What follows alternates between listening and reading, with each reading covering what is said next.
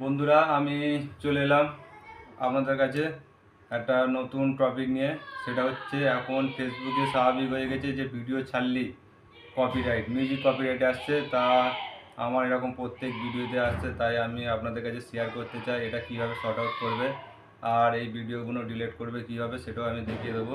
তা চলুন বন্ধুরা, আমি স্ক্রিন রেকর্ডিংয়ের মাধ্যমে দেখিয়ে দিচ্ছি, আপনারা দেখে নিন কীভাবে আপনাদের ভিডিওতে কপিরাইট আসলে সেটা ডিলিট করবেন।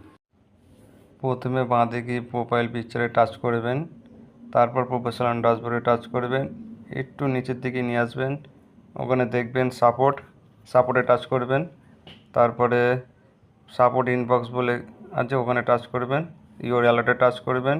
এই ভিডিওগুলো কপিরাইট আছে, একটা একটা করে টাচ করবেন। টাচ করার পরে একটু ওয়েট করবেন, সি ডিটেলস আসবে, ওখানে টাচ করবেন, তারপর ফের কন্টিনিউতে টাচ করবেন, তারপরে কন্টিনিউতে টাচ করবেন। তারপর বন্ধুরা, তিনটে অপশান আছে, রিমুভ ভিডিও যেটা আছে ওটা টাচ করে তারপর কন্টিনিউ মারবেন। তারপর ডিলিট ভিডিও আসবে, ডিলিট ভিডিওই মারবেন। একটু ওয়েট করবেন, দেখতে পাবেন যে ক্লোজ আসছে, ক্লোজটা মারবেন। এইভাবে সবকটা ভিডিও আপনারা ডিলিট করে দেবেন।